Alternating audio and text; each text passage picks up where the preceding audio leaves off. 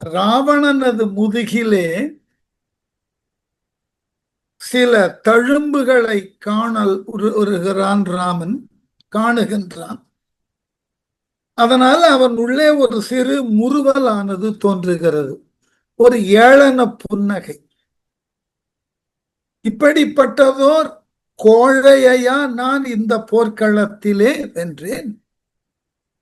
முதுகிலே காயம் பட்டவனோடா இதுவரை நான் பொருதேன் என்று மெல்ல தன் வீரத்தினுக்கு இப்படி ஒரு இழுக்கு நேர்ந்து விட்டதே என்று ராமன் கவலை கொள்ளத் தொடங்கினான். அதனை மிகச் சிறந்த ஒரு இழிவான புன்னகையின் மூலமாக வெளிக்காட்டினான். அதான் அடுத்த பாட்டு. தளிர் இயல் பொருட்டின் வந்த சீற்றமும் தருக்கினோன் தன் கிளறியல் உருவினோடும் கிழிப்புற கிளர்ந்து தோன்றும் வளரியல் வடுவின் செம்மை தன்மையும் மறுவ நின்ற முளரியம் கண்ணன் மூரல் முறுவலன் மொழிவது ஆனான். முளரியம் கண்ணன், முளரின தாமரை, தாமரை மலரை போன்று மலர்ந்த கண்களை உடையவனாகிய ராமன் தளிரியல் பொருட்டின் வந்த சீற்றமும், தளிர் போன்ற மென்மைத்தன்மை வாய்ந்த சீதையின் காரணத்தால் எழுந்த சினமா, அந்த சீதையை மனதினால் விரும்பி சிறை எடுத்தானே, அதனால் ராவணன் மீது வந்த சினமா. ராவணனது உடலை பார்த்த ராமன் அவனது முதுகிலே வடுபட்டிருப்பதை கண்டவுடனே மெல்ல அவனுள் சீற்றம் பொங்குகிறது. இத்தகு கோழையோட நான் இதுவரை போர் செய்தேன் என்று மிகுந்த ஏளன புன்னகையை அவன் உதிர்க்க தொடங்குகிறான். எதனால் அந்த சீற்றம், எதனால் அந்த ஏளன புன்னகையா? தளிர் இயல் பொருட்டின் வந்த சீற்றமும் தருக்கினோன் தன் கிளறியல் உருவினோடும் கிழிப்புற கிளர்ந்து தோன்றும் வளரியல் வடுவின் செம்மை தன்மையும் மறுவ நின்ற முளரியம் கண்ணன் மூரல் முறுவலன் மொழிவது ஆனான். முளரியம் கண்ணன் தாமரை மலரை போன்று கண்களை உடையவன, கருணையோடு எதனையும் அணுகக்கூடிய பார்வையை பெற்றவன் பொருள். இறைவனினுடைய கண்கள் இறைவியர்களின் அது கண்களை தாமரைன்னு சொல்லுவதன் காரணம் புனிதன்று ஒன்று, மலர்ந்தன்ற ஒரு பொருள், செவ்வரி ஓடிய இவைகளுக்கு எல்லாம் மேலாக கருணையோடு இருக்கக்கூடிய கண்கள். அதனால அந்த முளரியம் கண்ணன் தளிர் இயல் பொருட்டின் வந்த சீற்று, தளிரினை போன்று மென்மையாக இருந்த சீதையினை கவர்ந்து சென்று இது நாள் வரை தருக்கி நின்றானே, அவன் இப்பொழுது விழுந்து கிடக்கின்றானே என்ற அளவிலே ராவணன் மீது கொண்ட சீற்றம், தருக்கினோன் தன் செருக்கு மிகுந்த ராவணனினுடைய கிளறியல் உருவினோடும், கிளர்ச்சி தரும் அவன் வடிவென ராவணன் பார்ப்பதற்கு அழகன். அவனது தேகம் அப்படிப்பட்ட ஒரு ஈர்ப்பினை கொண்டுள்ள தேகம். அப்படிப்பட்ட கிளர்ச்சியை தரக்கூடிய தேகத்தில் கிழிப்புற கிளர்ந்து தோன்றும் முதுகு பக்கம் கிழிக்கப்பட்டு தெளிவாக தோன்றக்கூடிய வளரியல் வடுவின் நீண்ட தழும்பு, செம்மை தன்மையும் சிவந்த தன்மையும் மறுவ நின்ற கூடி கலக்க மூரல் முறுவலன் இகழ்ச்சியால் புன்சிரித்தலோடு மொழிவது ஆனான். ராமன் பேசத் தொடங்கினான். இப்படிப்பட்ட ஒரு கோழையோட நான் போர் செய்திருக்கிறேன், முதுகிலே தழும்பு பெற்றவன் அவனோட நான் போர் செய்திருக்கிறேன்னு அப்படியே ஒரு ஏளனம் அவனுக்குள்ள. என்ன, தன் வீரத்திற்கே அது இழுக்கு. ஒரு மன்னிக்கணும், ஒரு நல்ல வீரன் கோழையோடு போர் செய்தலை தவிர்க்கவே எண்ணுவான்.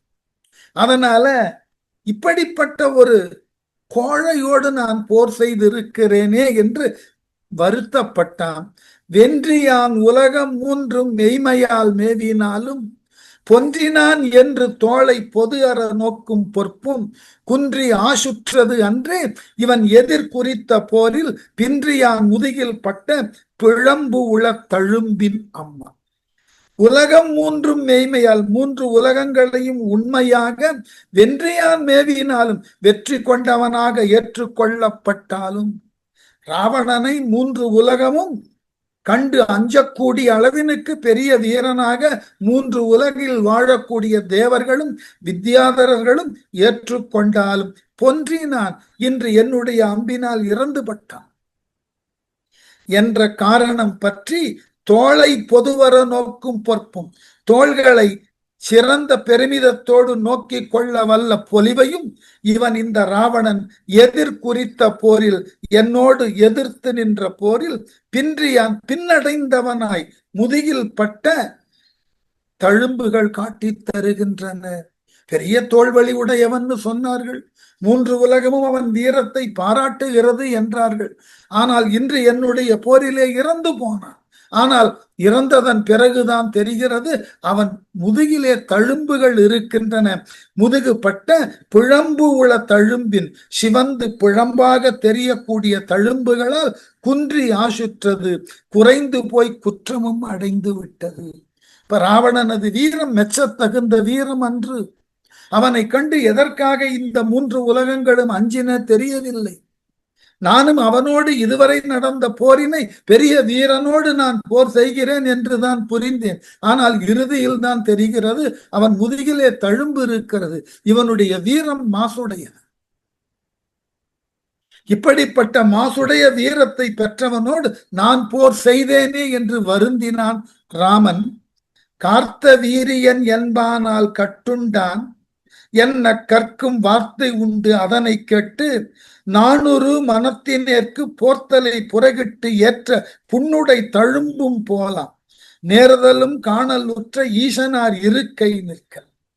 ஈசனார் இருக்கை நிற்க சிவபிரான் அமர்ந்திருக்கக்கூடிய கைலை மலையை எடுத்த ராவணன் அது பெருமையாக அவனுக்கு இருந்தாலும் கார்த்தவீரியன் என்பானால் கட்டுண்டான். கார்த்தவீரியன் எனும் மானுட மன்னனால் இவன் அடக்கப்பட்டான். அவனால் இவன் கட்டப்பட்டான். கார்த்தவீரியானிடம் இந்த ராவணன் தோற்று இருக்கிறான். கைலாய மலையையே எடுத்தவன் என்ற பெருமைக்கும் சிறப்புக்கும் உரியவன் என்றாலும் ஒரு மானுட மன்னனாகிய கார்த்தவீரியானிடம் இவன் தோற்று இருக்கிறான். என்ன கற்கும் வார்த்தை உண்டு என்று கூறப்படும் வார்த்தை எனக்கும் சொல்லப்பட்டது. அதனை கேட்டு 400 மனத்தினேற்கு அந்த அவமான சொல்லை கேட்டே வெட்கமுற்ற உள்ளமுடைய எனக்கு போர்த்தலை போரிலே புறகிட்டு ஏற்ற புன்னுடை தழும்பும் புறமுதுகு இட்டு அதனால் வந்த புண்களால் ஏற்பட்ட தழும்பும் நேர்ந்ததும் காணல் உற்ற நேரிடையாக காணல் உற்ற. ராமன் எப்படி மதிப்பீடு செய்யறான் பாரு. கார்த்தவீரியானிடம் ஏற்கனவே தோற்றிருக்கிறான். அப்படி தோல்வி கண்ட ஒருவனோடு நான் போர் செய்வதே தவறு. அதையும் மீறி இவன் கைலாய மலையை எடுத்தவன் 3 உலகையும் ஒரு சேர வென்றவன் என்ற பெருமை இவனுக்கு இருப்பதினால் போர் செய்தேன். அவன் ஏற்கனவே ஒரு மானுட மன்னனிடம் தோற்றிருக்கிறான் என்பதை அறிந்தும் நான் போர் செய்ய முன்வந்தேன். செய்ததன் பிறகுதான் தெரிகிறது இவனுடைய மார்புல காயங்கள் இல்லாமல் முதுகிலே தழும்புகள் இருக்கின்றன. இதை பார்க்கின்ற பொழுது நான் இப்பொழுது நேரடியாகவே உணர்ந்து கொண்டேன் இவன் ஒரு கோழை என்று. ஆகவே நான் வீரர்களுக்குள் ராமனாக இருக்கின்றேன் என்று சொல்லப்பட்டாலும் இந்த வாசகம் கீதையில் இருக்கு. கண்ணன் சொல்லுகிறார் வீரர்களுள் நான் ராமனாக இருக்கிறேன். அதுதான் நாம் போர்க்களத்தில் வெற்றியை பெற்றாலும் நமக்கு எதிரான போர் செய்த வீரன் நமக்கு சமமானவனா இருக்கணும். அப்பதான் நாம செய்த போருக்கும் நாம பெற்ற வெற்றிக்கும் பொருள் உண்டு என்று சொன்ன உடனே மாண்டு ஒழிந்து உலகில் நிற்கும் வயங்கு இசை முயங்க மாட்டாது ஊன் தொழில் உகந்து தெவ்வர் முறுவல் என் புகழை உண்ண பூந்தொழில் உடைய மார்பா போர் புறம் கொடுத்தோர் போன்ற ஆண் தொழிலோரின் பெற்ற வெற்றியும் அபத்தம் என்று. பூந்தொழில் உடைய மார்பா அணிகளை தரிக்கும் மார்பை உடைய வீடனனை விபீஷணனை பார்த்து கேட்டான். உன் தொழில் உகந்து உண்ணும் செயலே விரும்பி தெவ்வர் முறுவல் என் புகழை உண்ண பகைவர்கள் இகழ்ச்சியாக புன்னகை பூத்து என் புகழை ஏளனம் செய்வார்கள். ஏற்கனவே ஒருவனிடம் தோற்றவனையா நீ தோற்கடித்தாய் என்று ஆகவே என் வீரம் இந்நாள் வரை பாராட்டப்பட்டது. இந்த ராவணனை கொன்றதனால் என்னுடைய வீரமும் இனி வருங்காலத்தில் பழிக்கப்பட்டு விடும். போர்ப்புறம் கொடுத்தோர் போன்ற, போரிலே புறமுதுகு இட்டவர்களை போன்ற ஆண் தொழிலோரின் ஆண்மை செயலை உடைய இது போன்ற ராவணனால் பெற்ற வெற்றியும் அடைந்த வெற்றியும் அவத்தமே வீண். புறமுதுகு இட்ட ராவணனை நான் போர்க்களத்திலே வென்றேன் என்று சொல்லுதல் எனக்கு பெருமையை தராது. அவத்தமது, வீணானது. மாண்டு ஒழிந்து ராவணன் இறந்து ஒழிந்ததினால் உலகில் நிற்கும் வயங்கு இசை எனக்கு இந்த உலகிலே அழியாமல் நிற்க கூடிய என்னுடைய புகழும் முயங்க மாட்டாது. இனி யாருக்கும் என்னை புகழ வேண்டும் என்கின்ற எண்ணம் தோன்றாது. என்னுடைய புகழ் இனி வருங்காலத்தில் என்னை யாரும் புகழோடு மதிக்க மாட்டார்கள். ஏனென்றால் புறமுதுகு இட்டு தோற்ற ஒருவனை நான் போர்க்களத்திலே கொன்றேன் என்ற அவப்பெயர் எனக்கு வரும். ராவணனை கொன்றதினால் எனக்கு புகழ் கிடைக்காது. அதனால் எனக்கு ஏளனமும் இழிவும் தான் கிடைக்கும். வீடனனே, இத்தகு அவச்செயலை நான் செய்தற்கு முன் வந்தேனே என்று ரொம்ப வருந்தி பேசின. இப்பதான் வீடனனுடைய தகுதி நமக்கு தெரிகிறது. என்னதான் ராவணன் சீதையை சிறையெடுத்தது தவறு என்று பல முறையும் வீடனன் ராவணனை திருத்த பார்த்தான். ராவணன் திருந்தல. அதனால் போரிலே ராமனால் கொல்லப்பட்டான். ஆனால் ராவணன் செய்தது அந்த ஒரு தவறுதான். சீதையை சிறையெடுத்ததுதான் தவறு. ஆனால் அந்த ஒரு தவறினால் ராவணன் இதுகாரும் பெற்ற வெற்றியும் அவனது வீரத்தையும் யார் ஒருவராலும் இழிவாக பேச முடியாது. ஆனால் இங்கு ராமன் பேச, இப்ப என்னதான் ராமனுக்கு தான் ஒரு அடித்தொண்டனாக இருந்தாலும் தன் உடன் பிறந்த ராவணனை அவன் இறந்த பின்னும் அவனை பழி தூற்றுதலுக்கு, குறிப்பாக அவன் வீரத்தை முன்னெடுத்து பழி தூற்றுதலுக்கு ராமனே முன்வந்தான் என்றாலும் அது தவறு என்று சுட்டி காட்ட வீடனன் முன்வருகிறான். இதுதான் முக்கியம். ராவணன் செய்தது தவறுதான், அதுக்கு மாற்று கருத்தே கிடையாது.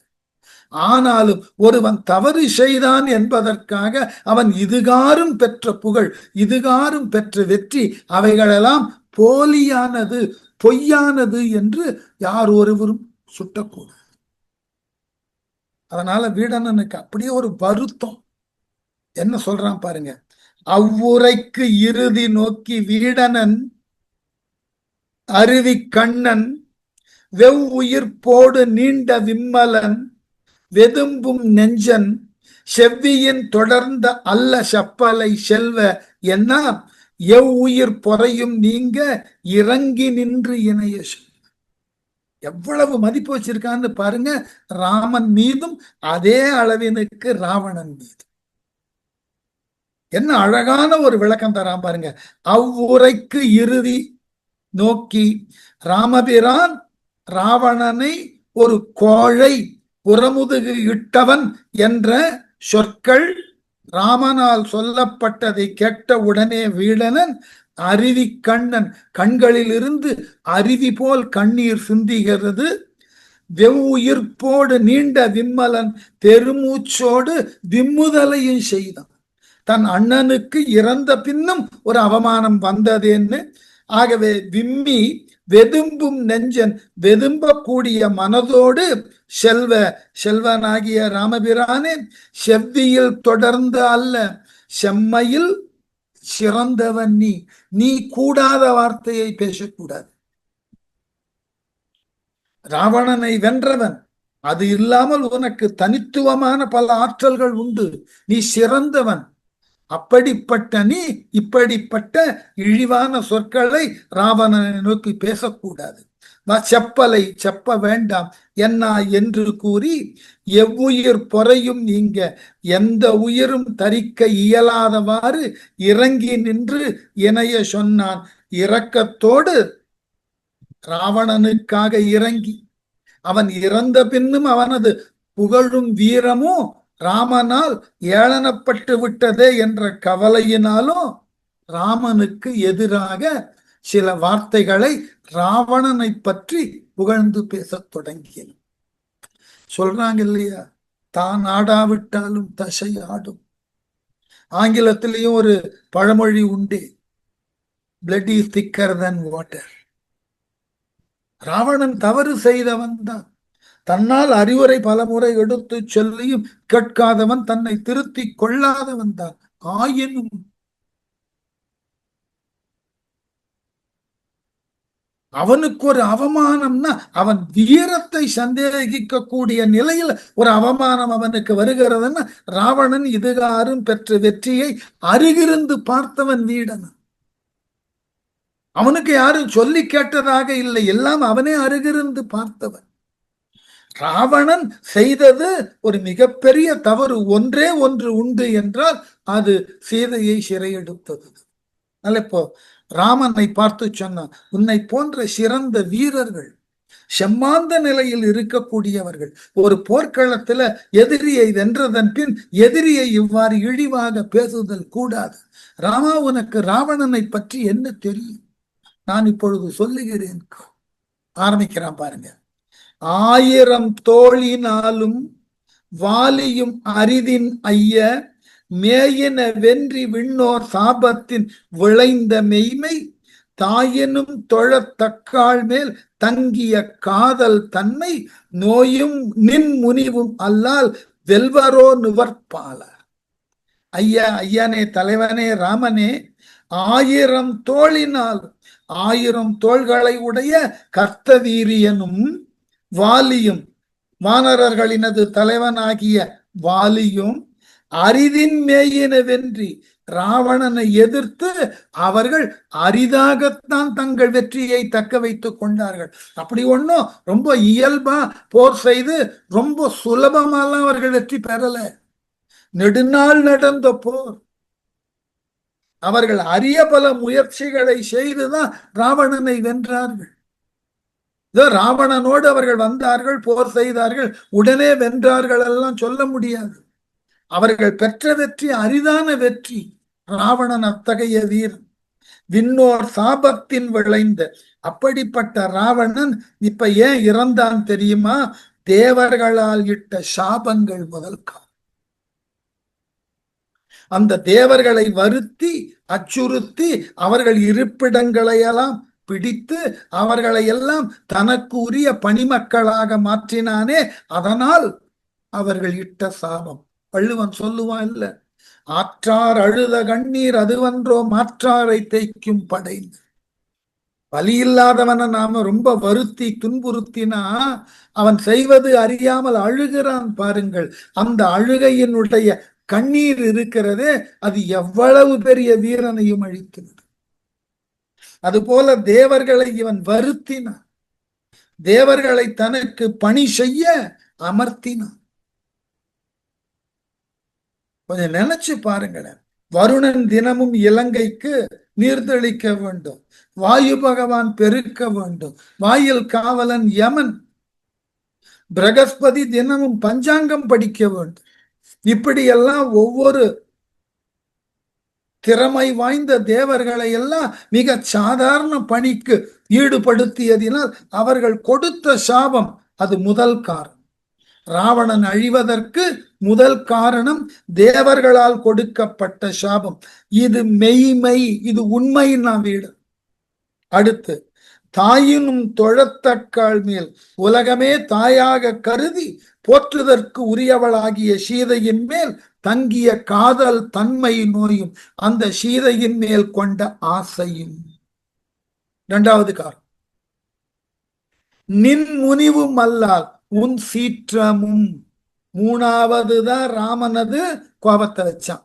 முதல்ல தேவர்கள் சாபம், இரண்டாவது சீதையின் மேல் அவன் வைத்த காமம், அதனோடு தொடர்புடைய உனது கோபம்.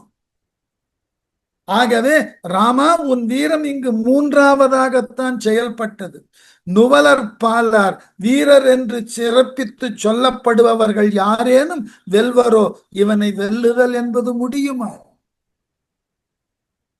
இதுக்கு இணையான ஒரு இடம், விபீடனன் பேசனத்துக்கு இணையான ஒரு இடம் நம்ம மகாபாரதத்துல சொல்லணும். கர்ணனை கீழே சாய்த்ததன் பிறகு அர்ஜுனன் மகிழ்ந்தான். ஆம், நான் கர்ணனை வீழ்த்தி விட்டேன். உடனே அருகில் இருந்த கிருஷ்ணன் கேட்டாராம், நீ கர்ணனை வென்றாயா? நடக்குமா உன்னால்? உன் தனி ஒருவனால் அந்த கர்ணனை வெல்ல முடியுமா?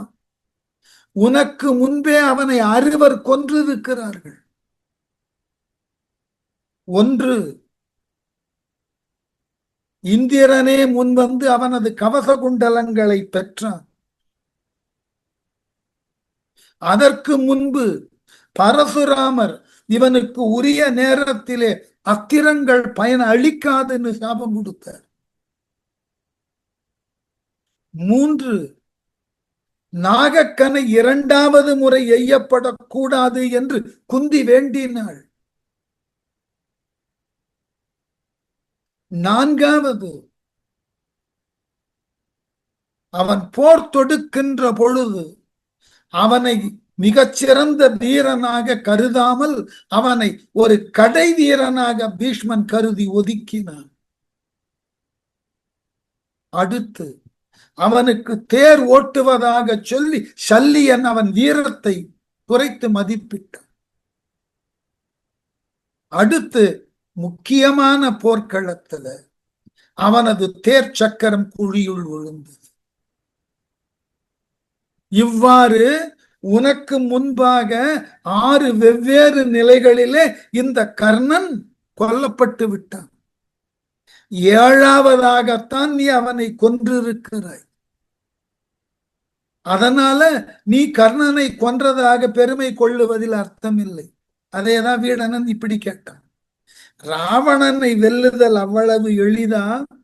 ஏதோ கர்த்தவீரியன் இவனை வென்றான், வாலி இவனை வென்றான்னு சொல்லுகிறார்களே, அவர்கள் இருவரும் எத்துணை நாள் இவனோடு போர் செய்து அரிய பல தந்திரங்களை வகுத்து போர் உடற்றி வென்றார்கள்.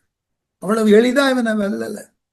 அப்படிப்பட்ட ராவணன் உன் அம்பினால் விழுந்ததற்கு காரணம் என்ன தெரியுமா?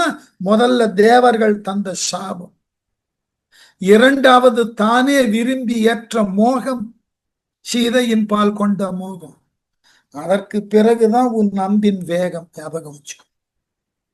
அதனால ராவணனெல்லாம் அவ்வளவு எளிதாக எடை போட்டு விடாதே. அடுத்து சொன்னா, நாடு உளதனையும் ஓடி நன்னலார் காண்கிலாமல் பீடு உள குன்றம் போலும் பெரும் திசை எல்லை யானை கோடு உளதனையும் புக்கு கொடும் புறத்து அழுந்து புண்ணின் பாடு உளது அன்றி தெவ்வர் படைக்கலம் பட்டு என் செய். என்ன கோபம் வருது பாருங்க. எங்க அண்ணனையா கோழைன்னு? யார் தெரியுமா எங்க அண்ணன்? கேக்குறான் பாருங்க. நாடு உளதனையும் ஓடி, தான் வென்ற நாடுகளோடு நில்லாமல் ஏனைய பிற இடங்களில் என்னை வெல்லுதற்கு யாரேனும் இருக்கிறார்களா என்று ஒவ்வொரு பகுதிக்காக போனவன் அவன். நன்னலார் காண்கிலாமல் இவனை எதிர்த்து போர் செய்ததற்கு எந்த ஒரு பகைவனும் முன் வரல. நன்னலார்ன பகைவர்கள், ஒரு பகைவனும் முன்னுக்கு வரல. ராவணன் வருகிறான் என்ற உடனே அவனவன் வந்து அடிபணிந்தான். ராவணனை எதிர்க்க முடியாது என்று ஓய்ந்து விழுந்தார்கள். அதனால ராவணனுக்கு என்ன செய்வதுன்னு தெரியல. அவன் தினவெடுத்த தோளுக்கு உரிய போர் கிடைக்கல. பீடு உள்ள குன்றம் போலும் பெரும் திசை எல்லை யானை. அதனால என்ன செய்தான்? பீடு உள்ள குன்றம் போலும் பெருமிதம் வாய்ந்த குன்றுகள் போன்றிருந்த பெருந்திசை எல்லை யானை, 8 திக்குகளையும் காத்து நின்ற அந்த காவல் யானைகளாகிய 8 திக்கு கஜங்களையும் அவைகளோடு போர் புரிந்தார். அந்த யானைகளினது கோடு, யானைகளினது தந்தங்கள் இருக்கின்றனவே, உளதனையும் புக்கு அவற்றினது நீளம் முழுவதும் ராவணன் அது மார்புல குத்தி முதுகு வழியா வெளியே வந்தது. இப்ப திக்கு யானைகளினது தந்தம் எவ்வளவு நீளம் இருக்கணும், அந்த தந்தம் முழுவதுமாக குத்தி புறமாக வெளியே வந்ததுன்னா அப்ப ராவணனது மார்பு எவ்வளவு பருத்து இருக்கணும். அப்ப 8 யானைகளினது தந்தங்கள். கொஞ்சம் குறைஞ்சபட்சம் 16 தந்தங்கள்னு வைத்துக் கொள்ளும். அந்த 16 தந்தங்களும் ஒரு சேர இவன் மார்பை குத்தினன்னு கேட்டா இப்ப இவன் மார்பு எவ்வளவு பறந்து பட்டது, அகன்றது எவ்வளவு கனமுடையது. அந்த யானைகளினது 16 தந்தங்களும் மார்பிலே குத்தி முதுகு வழியா வெளியே வந்திருக்கு. கொடும்புறத்து அழுந்து புண்ணின், அப்படி கொடிய முறையிலே அழுத்தப்பட்டு முதுகின் வழியாக அந்த புண்களை ஏற்படுத்த பாடு உளது அன்றி, அதனால் ஏற்பட்ட தழும்பு இது. ஞாபகம் வைத்து போ. தெவ்வர் படைக்கலம் பட்டு, இவன் மார்பல பகைவர்கள் எரியக்கூடிய படைக்கலம் ஏதாவது பட முடியுமா? என் செய்யும்? அப்படி பட்டாலும் அந்த ஆயுதங்கள் என்ன செய்யும்? அற்று போய் கீழே. ஆகவே ராவணனது உடம்புல யானைகளினது கொம்புகள் தைத்ததினால் ஏற்பட்ட வடுக்கள் தான் முதுகில தழும்பா தெரிகிறதே ஒழிய எந்த ஒரு பகைவனாலும் எந்த ஒரு ஆயுதமும் அவன் உடம்பை ஒன்றும் செய்ய முடியாது. அப்படிப்பட்ட மாவீரன் ராவணன்.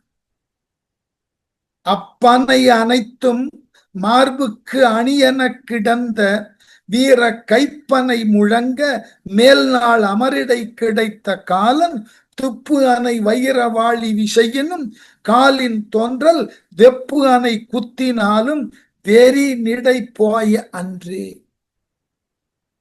அப்பனை அனைத்தும், அந்த தந்தங்கள் அனைத்தும் மார்புக்கு அணியென கிடந்த ராவணனுடைய மார்புக்கு ஆபரணம் போல் அமைந்து கிடந்தனோ.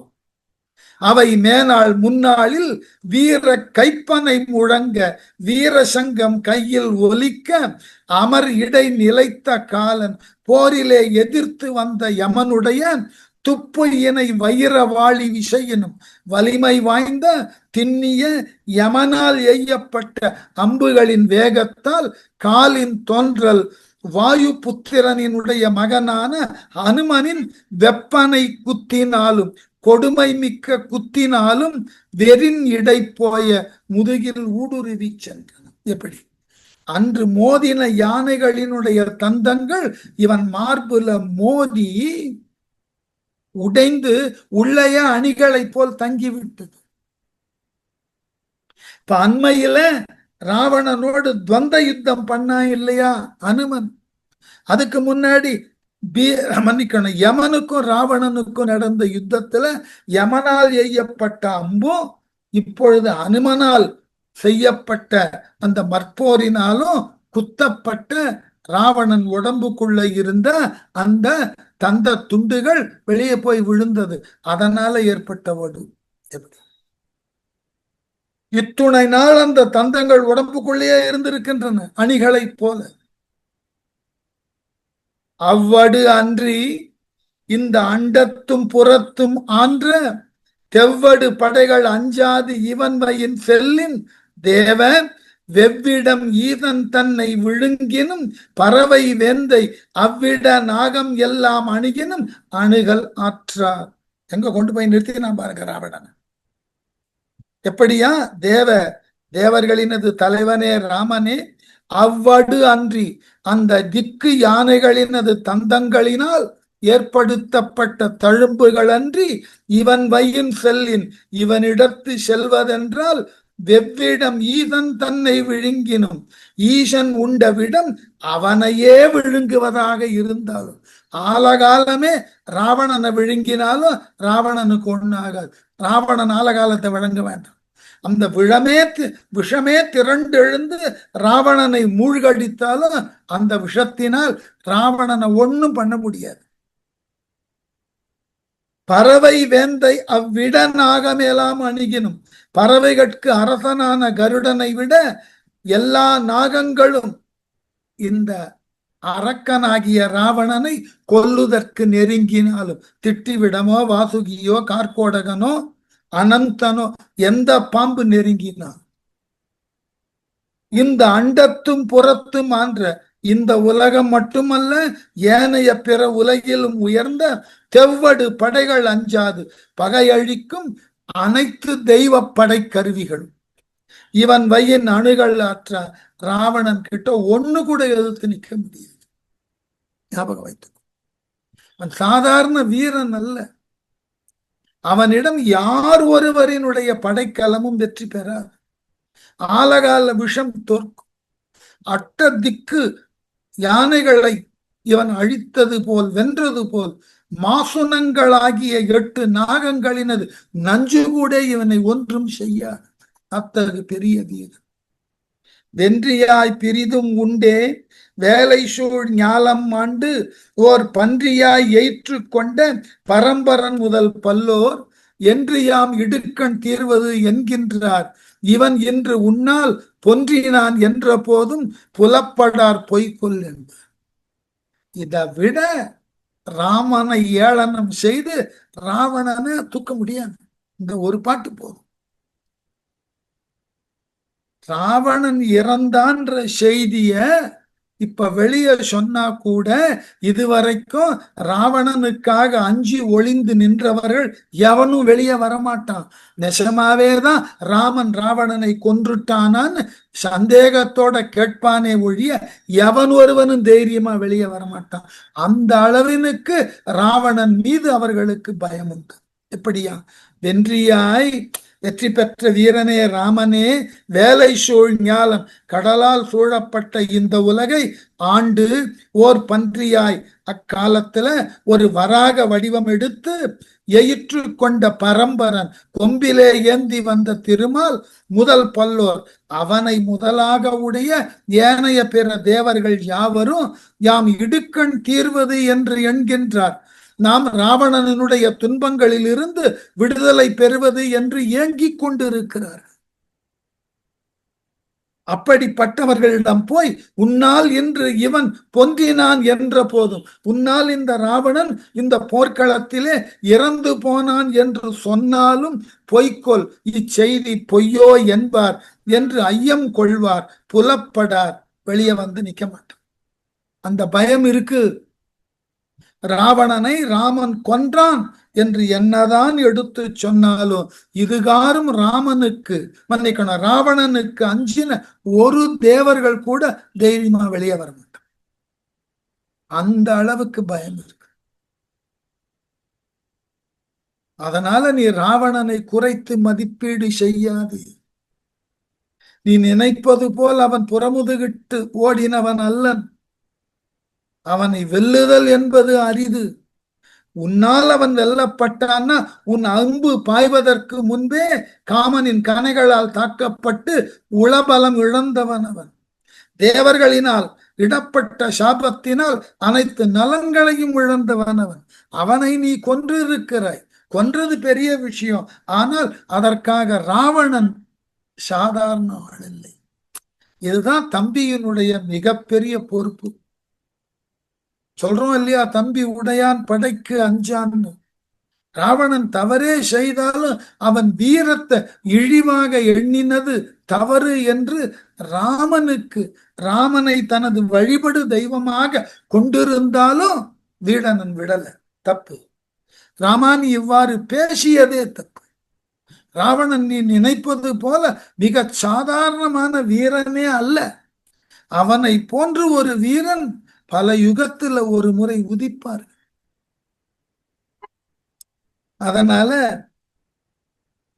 சரி, புரிந்து கொண்டான் ராமன் ராவணனது வீரம் எத்தகையதுன்னு.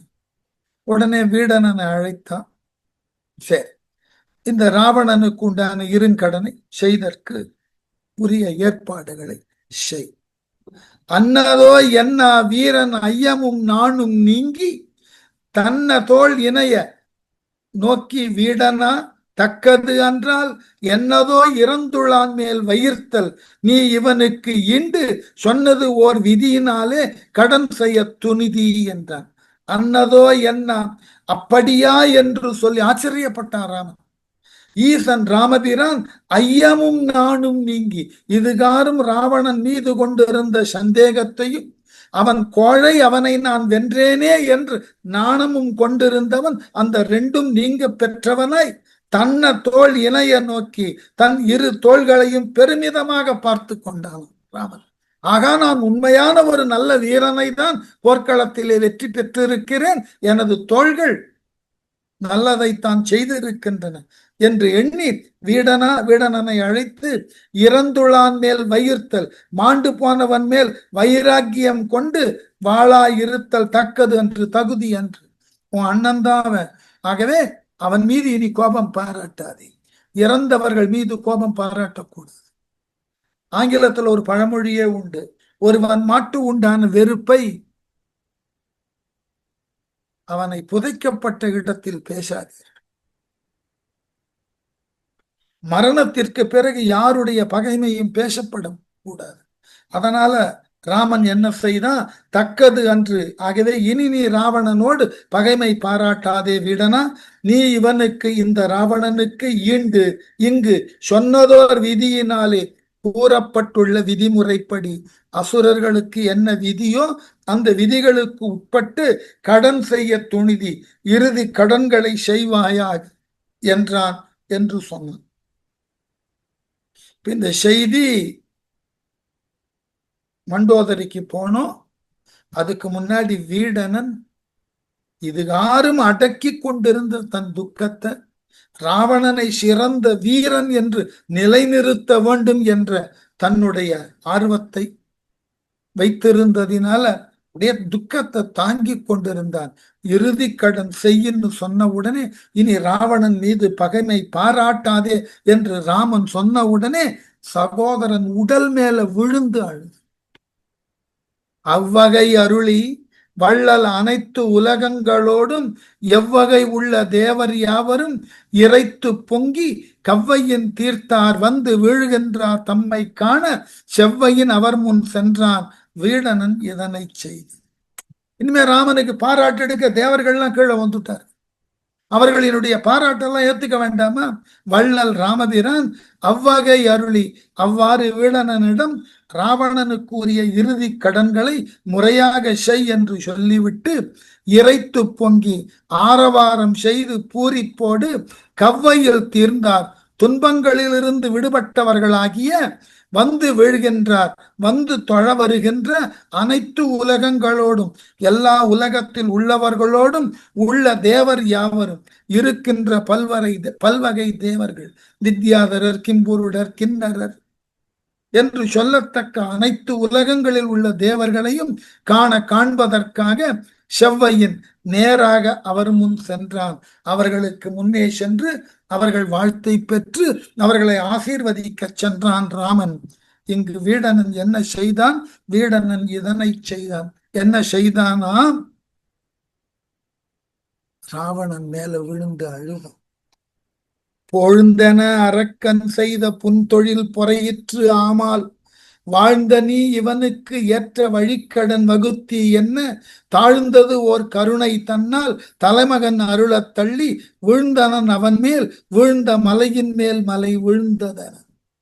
பொழுந்தென நெஞ்சினை வாளால் பிளந்தது போல அரக்கன் செய்த புன்தொழில் ராவணன் புரிந்த அற்பச் செயலால் பொறையிற்று ஆம் பொறுக்கத்தக்கதேயாம் வாழ்ந்த நீ இவனுக்காக செய்யத்தக்க இறுதி கிரியைகளை வரன்முறை வகுத்தி மரபினுக்கு உட்பட்டு செய்வாயாக என என்று தாழ்ந்த ஓர் கருணை தன்னால் இரக்கம் கொண்ட ராமனால் சொல்லப்பட, அந்த ராமனது கருணையை எண்ணி தலைமகன் அருள ராமபிரான் இவ்வாறு செய் என்று அருளி செய்ய வீழ்ந்த மலையின் மேல் மலை வீழ்ந்தன. கீழே மலை போல் விழுந்து கிடக்கக்கூடிய ராவணன் மீது மற்றொரு மலை விழுந்தது போல வீடனன் விழுந்து புலம்ப ஆரம்பிச்சான். என்னெல்லாம் சொல்லி புலம்புறான் பாருங்க. ஏவரும் உலகத்து எல்லா உயிர்களும் எரியின் நெஞ்சின் தேவரும் முனிவர் தாமும் சிந்தையின் இரக்கம் சேர தா அரும் பொறையினான் தன் அறிவினால் தகைக்க நின்ற ஆவலும் துயரும் தீர அரற்றினான் பகுவாயார். அவன் கஷ்டம்தான். ஏவரும் உலகத்து எல்லா உயிர்களும், இடையராது உலகிலே உள்ள எல்லா பெருகி வரும் எல்லா உயிர்களும், ஓரறி உயிரிலிருந்து 6 அரி உயிர் வரைக்கும் இறங்கி ஏங்க வீடனனுக்காக வருந்தி ஏங்கினவன் தேவரும் முனிவர் தாமும் சிந்தையின் இரக்கம் சோர தங்களுக்கு இதுகார் வரைக்கும் துன்பம் தந்தவன் ராவணன், உண்மைதான். அந்த ராவணன் இறந்ததற்கு இவ்வீடனன் புலம்புகிறானே என்று தேவர்களும் முனிவர்களும் கூட வீடனன் நிலைக்கு வருந்தினார்களாம், இரக்கம் கொண்டார்களாம். ஆறும் பொறையினான் தன் அறிவினை தகைக்க நின்ற தனது பற்றற்ற உணர்வினை தடுக்குமாறு என்று. பற்றற்றவன் வீடனன், ஒரு துறவியர், அவனுக்கே தடுமாற்றம் வந்தது. அதுதான் பாசம். ஆகவே ஆவலும் துயரும் தீர ஆசையும் துன்பமும் தீருமாறு பகுவாய் ஆற அரற்றினான் தனது பிளந்தவாய் ஆறக்கூடிய அளவினுக்கு, வாயானது சோறும் அளவினுக்கு அழுது புலம்பி, வாய் ஓயாம புலம்பி ஓய்ந்தான் வீடன். எப்படி புலம்பினானா? உண்ணாதே உயிர் உண்ணாது ஒரு நஞ்சு, சனகி எனும் பெரு நஞ்சு உன்னை கண்ணாலே நோக்கவே போக்கியதே உயிர், நீயும் களப்பட்டாயே எண்ணாதேன் எண்ணிய சொல் இன்று இனித்தான் எண்ணுதியோ, எண்ணில் ஆற்றல் அண்ணாவோ அண்ணாவோ அசுரர்கள் தம் பிரளயமே அமரர் கூற்றி. யார் நினைச்சாலும் ஆழணும். எவ்வளவு ஒரு நிதானமான சிந்தை உடையவன் வீடன், சமநிலையில் இருக்கக்கூடியது. அவனாலேயே இதை தாங்க முடியாது. ராவணன் மீது கோபம் இருந்தது உண்மைதான். ஆனால் அந்த ராவணன் இப்பொழுது விழுந்து கிடப்பதை பார்த்தவுடனே வீடனால் தன்னுடைய துன்பத்தை பொறுத்து கொள்ள முடியவில்லை. என்ன சொன்னான் பாருங்க, உண்ணாதே உயிர் உண்ணாது ஒரு நஞ்சு. ஏன் நீ விஷத்தை குடிக்கவே இல்லை, நீ குடிக்காத ஒரு விஷம் உன் உயிரை குடித்தது. உண்ணாதே, நீ சாப்பிடல, உயிர் உண்ணாது ஒரு நஞ்சு. எப்படி? உன்னுடைய உயிரை உண்டதே ஒரு பெரிய விஷம், நீ அதை சாப்பிடக்கூட இல்லை. அந்த நஞ்சு அது தெரியுமா? ஜனகியன் பெரு நஞ்சு. ஜானகி சீதை என்று சொல்லக்கூடிய அந்த கொடிய விஷம். இயல்பாக எந்த ஒரு விஷமும் உண்டால்தான் உயிரை வாங்கும். ஆனால் சீதை என்கின்ற நஞ்ச நீ உண்ணாமலேயே அது உன் உயிரை வாங்கி விட்டது. பார்த்தாயா? சனகி எனும் பெரும் நஞ்சு, ஜானகி என்கின்ற கொடிய விஷத்தை நீ உண்ணக்கூட இல்லை. என்ன செய்ததா? கண்ணாலே நோக்கவி. அந்த ஜானகி தன் கண்ணாலே உன்னை பார்த்தாள். அந்த பார்வையின் நச்சுத்தன்மையே உன்னை கொன்று விட்டது. நீ அவளை தொடக்கூட இல்லை. அவள் பார்வை ஒன்றே உன்னை கொன்று இருக்கிறது. போக்கியதே உயிர். சீதையினுடைய பார்வை ஒன்றே உன் உயிரை போக்கி இருக்கிறது. இயல்பாக விஷம் என்றால் அந்த விஷத்தை உண்டவனுக்குத்தான் மரணம். நீ கொண்டு வைத்த விஷம் உண்ணக்கூட இல்லை, அது தன் கண்களால் உன்னை பார்த்தது. அதனாலேயே நீ இறந்து பட்டாய். நீயும் களப்பட்டாயே, இந்த போர்க்களத்தில் இறந்து போனாய். எண்ணாதேன் எண்ணிய என் சொல். எண்ணத் தெரிந்தவன் என்று உன்னால் கருதப்பட்ட நான் எண்ணி உரைத்த சொற்களை இன்று இனித்தான் எண்ணுதியோ? இந்த இறுதி காலத்தில் மரணத்திற்கு பிறகுதான் நினைக்க போறியா? நான் அப்போதே சொன்னேனே சீதையை கொண்டு வந்தது தப்புன்னு கேட்டியா? அப்ப நான் சொல்லிய அறிவுரை ஏதொன்றும் நீ கேட்கவில்லையே. இப்பொழுதாவது அதை கேட்பதற்கு உனக்கு மனசு இருக்கிறதா? மரணத்திற்கு பிறகு உன்னால் எப்படி சிந்திக்க முடியும்? என் ஆற்றல் இல்ல, என்னில் ஆற்றல் அண்ணாவோ. அளவற்ற ஆற்றலை உன்னகம் கொண்டிருந்தவனே, என் அண்ணனே, மூத்தவனே, அண்ணாவோ அசுரர்தம் பிரளயமே. என்ன வார்த்தை! அரக்கர்களுக்கு மத்தியில பிரளய கால வெள்ளம் போல பெரியதோர் வீரம் கொண்டவன் நீ. அமரர் கூற்று. என்ன அழகான இடம் பாருங்க. தேவர்களுக்கெல்லாம் யமனாயிருந்தவன் உனக்கு இப்படி ஒரு மரணம், நீயாக வரவழைத்து கொண்ட மரணம். அதுதான் கொடுமை. மற்றவர்களுக்கு எல்லாம் மரணம் பிறரால் வந்திருக்கும், ஆனால் உனக்குண்டான மரணத்தை நீயாக வரவழைத்துக் கொண்டாய். இதை காட்டிலும் கொடுமை ஏதாகிலும் உண்டா? அண்ணாவே, எனது மூத்தவனே, சகோதரனே, நீ பிரளய கால வெள்ளம் டானே. அமரர்களுக்கெல்லாம் யமனை போன்று இருந்தவன். இப்பொழுது நீ விழுந்து கிடக்கிறாய். ஓர் ஆசை ஒருவன் மேல் உயிர் ஆசை குலமகள் மேல் உடைய காதல் தீர் ஆசை பழி என்றேன் எனை முனிந்த முனிவு ஆரி தேரினையோ போர் ஆசைப்பட்டு எழுந்த குலம் முற்றும் பொன்றவும் தான் பொங்கி நின்ற பேராசை பெயர்ந்ததோ பெயர்ந்து ஆசை கறி இரிய புருவம் பேர்த்தார். ரொம்ப வருத்தம். அப்பவே சொன்னேனடா, கேட்கலையே நீ. ஆசைக்கறி பெயர்ந்து இரிய புருவம் பேர்த்தாய். திசையானைகள், ஆசைனா திசை, திசையானைகளினுடைய ஆற்றல் பெயருமாறு புருவம் பெயர்க்கும் திரள் வாய்ந்தவனே, கண்களாலேயே அவைகளினது ஆற்றலை தீர்க்க வல்ல ஆற்றல் உடையவனே, ஓராதே உண்மையை நீ உணரவில்லை. என்ன உண்மை? ஒருவன் தன் உயிர் ஆசை குலமகள் மேல் வேறு ஒருவனுக்கு உயிர் போன்றவளாக விளங்கிய சீதையின் மீது நீ வைத்த ஆசை இருக்கே. நல்ல குலத்திலே உதித்தவள், ராமன் என்பவனால் நேசிக்கப்பட்டவள், அவனுக்கு மனைவியானவள், அவள் மீது கொண்ட உன்னுடைய ஆசை இருக்கே, உற்ற காதல், நீ கொண்ட ஆசை தீராத வசை என்றேன். உனக்கு தீராத பழியை தரும் என்று அன்றே சொன்னேன். எப்போ? சூர்பனகை உன்னிடம் வந்து முறையிட்ட பொழுதே உன் மனதை படித்து நான் சொன்னேன். கேட்கல நீ. என்னை முனிந்து முனிவு ஆறி தேறினையோ, அப்பொழுது என் மீது நீ கோபம் கொண்டு என்னை தவறு என்று கண்டித்தாயே. இப்பொழுது தெளிவடைந்தாயா? நான் அன்று சொன்னது சரி என்ற தெளிவு இப்பொழுது உனக்கு வந்ததா? போர் ஆசைப்பட்டு எழுந்து போரிலே ஆசை கொண்டு இந்த ராமனை வென்று விடலாம்னு வந்தாயே. குலமுற்றும் போன்றவும் நீ மட்டுமா செத்து போன? இந்த அசுர குலமே அழிந்து போயிற்றடா உன்னால். பொங்கி நின்ற பேராசை பெயர்ந்ததோ, இந்த குலமே அழிந்து நீயும் அழிந்ததன் பிறகாவது இதுகாரும் சீதையின் மீது கொண்ட பேராசை இப்பொழுதாவது ஒழிந்ததா? செத்ததற்கு பிறகு அந்த ஆசை உன் மனத்துல இருக்கா? சொல்ல முடியாது. அசுரன் அவன், எப்படி வேண்டுமானாலும் இருக்கு. சங்க இலக்கியத்துல நற்றிணையில ஒரு பாட்டு உண்டு. ஒரு தலைவி சொல்லுவார், பிரிந்து சென்ற தலைவனை நான் எண்ணி எண்ணி ஏங்கி இருக்கிறேன்.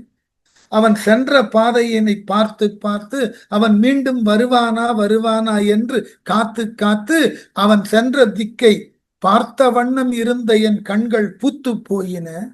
நீள்நிலை அத்தம் நோக்கி என் கண்ணும் காட்சி தெளிவில். சொல்லிட்டு அடுத்த வார்த்தை சொன்ன, அவனை நான் மறக்க முடியுமா? முடியாது. சரி, இவன் இல்லாததினால் இந்த பிறவியிலே அவன் இல்லை என்கின்ற ஏக்கத்தினால் நான் இறந்து போகட்டுமா? நான் இறந்து போகவும் தயார். ஆனால் மற்ற அடுத்த பிறவி எடுத்தாலும் அவனை நான் மறக்க முடியும் என்றால் இந்த பிறவியை விட்டு விடுகிறேன். இறந்தாலும் இனி எத்துணை பிறவி எடுத்தாலும் அவனை பற்றின சிந்தனை தானே என்னுள் இருக்கும். நான் எவ்வாறு இருப்பேன்னு கேட்டான். அந்த மாதிரி இங்க வீடனன் கேட்டான். சீதையின் மீது கொண்ட காதலினால் உன் குலம் இழந்து உன்னை சார்ந்த அனைவரும் இழந்தார்கள், நீயும் உயிர் இழந்த. அப்படி இருந்தும் உனக்கு இப்போதாவது சீதையின் மேல இருந்த ஆசை குறைஞ்சதா? அன்று எரியில் விழு வேதவதி இவள்கான், உலகுக்கு ஓர் அன்னை என்று குன்று அணைய நெடுந்தோளாய் கூறினேன்.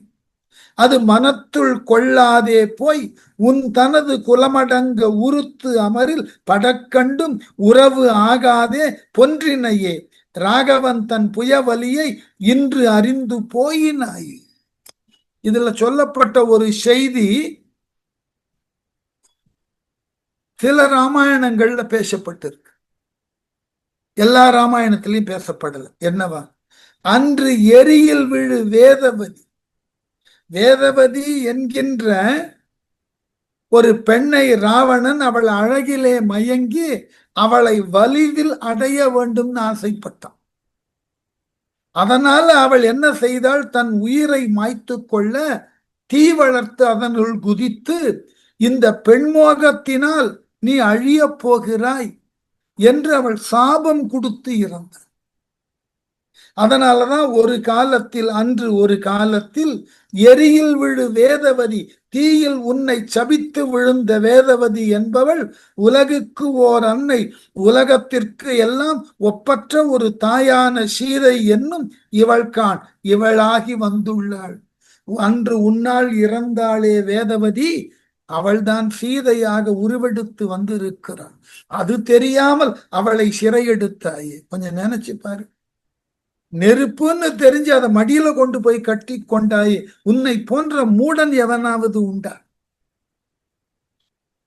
குன்று அணைய நெடுந்தோளாய், மலை போன்ற உறுதி வாய்ந்த தோள்களை உடையவனே, கூறினேன் முன்பே நான் சொன்னேன், அது மனத்துள் கொள்ளாதே போய். என்னால சொல்லப்பட்ட அறிவுரையை கேட்காமல், அதை சற்றும் சிந்திக்காமல், உன் தனது குலமடங்க உன்னுடைய குலம் முழுவதும் அழிய, அமரில் உறுத்து போரிலே சினந்து படக் கண்டும் இறந்து போவதை கண்ட பின்னும் உறவு ஆகாதே ராமபிரானிடம் சென்று மன்னிப்பு கேட்டு அவனை உனக்கு உரிய நண்பனாக ஆக்கி கொள்ளாமல் பொன்றினையே இறுதி வரை அவனை பகைவனாக கருதி அவனோடு போர் செய்து அழிந்தொழிந்தாயே ராவணா.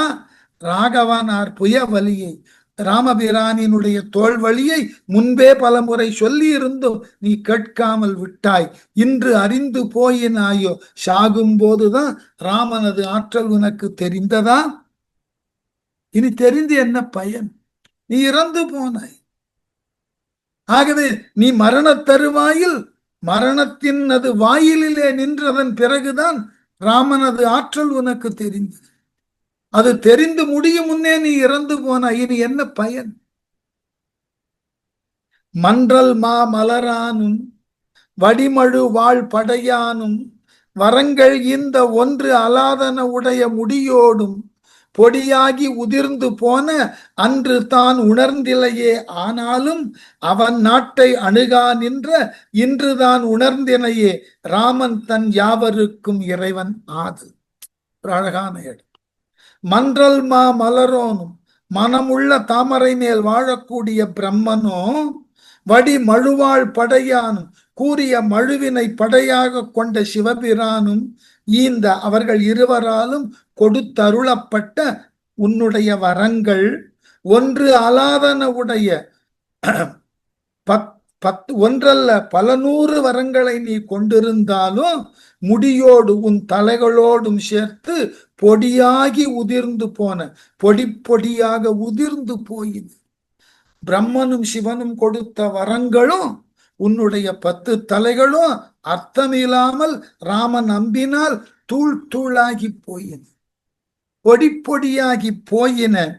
அன்றுதான் உணர்ந்தில்லை. ஆனாலும் நீ சீதையை எடுத்து வந்த அன்று ராமன் அது ஆற்றலை நான் சொன்னேன், நீ உணரவில்லை.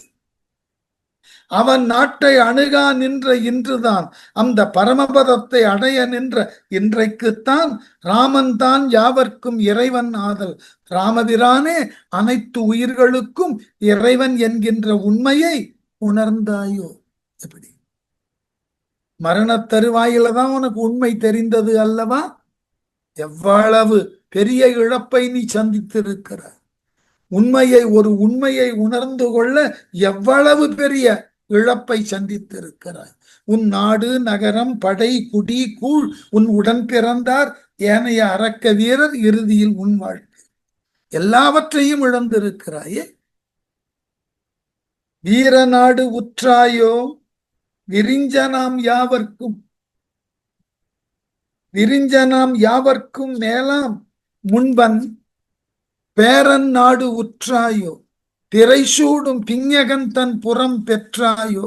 ஆர் அணா உன் உயிரை அஞ்சாதே கொண்டு அகன்றார், அது எல்லாம் நிற்க மாறனார் வலியாட்டம் தவிர்ந்தாரோ குளிர்ந்தானோ மதியம் என்பார். இந்த பாட்டுக்கு விளக்கம் இருக்க. வீரநாடு உற்றாயோ, வீரர்கள் அடையக்கூடிய வீர சொர்க்கம் உனக்கு கிடைத்ததா? விரிஞ்சனாம் யாவர்க்கும் மேலாம் முன்பன் பேரன் நாடு உற்றாயோ, விரிஞ்சன் எனும் பெயரினை உடைய எவர்க்கும் மேன்மையும் முதன்மையும் உடையவனாகிய நான்முகன், விரிஞ்சன்னு பேரு உனக்கு, நான்முகன் ஆகிய உன் பாட்டன் நாட்டினை, பிரம்மனுடைய உலகத்துக்கு பேர் சத்தியலோகம்னு பேரு.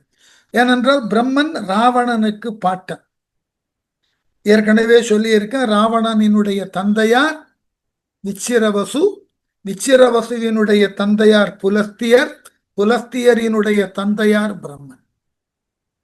ஆகவே பெரும்பாட்டனவன். ஆகவே அவனுடைய நாடாகிய சத்தியலோகம் சென்றாயோ, பிறை சூடும் பிஞ்சகன் தன் புறம் பெற்றாயோ, பிறை நிலவிலே தலையை சூடிய சிவபிரான், நீ மிகப்பெரிய சிவபக்தன். ஆகவே மரணத்திற்கு பிறகு உனக்கு கைலாய வாழ்க்கை கிடைத்ததோ. ஆனா என்னுடைய அண்ணனே, உன் உயிரை அஞ்சாதே கொண்டு அகன்றார் யார்? உனது உயிரை எடுத்து செல்லுதற்கு எந்த தேவனுக்கு துணிச்சல் வந்தது தெரியவில்லை. அதையெல்லாம் நிற்க, அதெல்லாம் ஒரு பக்கம் இருக்கட்டும், முடிந்தாயிற்று. மாறனார் தனியாட்டம் தவிர்ந்தார். தான் நல்ல கேள்வி. இத்துணை வீரத்தோடு போர் செய்தாயே, இத்துணை பெரிய ஆற்றலை கொண்டு வரங்களை கொண்டு போர் செய்தாயே, கேவலம் மன்மதன் எய்த மலர் அம்பினுக்கு ஆட்பட்டு எல்லாவற்றையும் இழந்தாயே. மன்மதன் உன்பால் ஆடிய வலிய ஆட்டத்தை இப்பொழுதுதான் நிறுத்தி கொண்டானோ, அதனால்தான் உனக்கு இந்த போர்க்களத்தில் மரணம் வந்ததோ. மதியம் என்பான் குளிர்ந்தானோ, காமதாபத்தை உன்னுள்ளே மன்மதன் அன்பினால் எய்து காட்டினான். நிலவு தன் ஒளியாலே அந்த காமத்தை வளர்த்தானே, அந்த காமமும் இப்பொழுது குளிர்ந்து போனதா, நிலவும் குளிர்ச்சி அடைந்து விட்டானா, அதனால்தான் உனக்கு மரணம் வந்ததா என்று வீடனன் தொடர்ந்து புலம்புகிறான். அதை அடுத்த வகுப்பில் தொடரும்.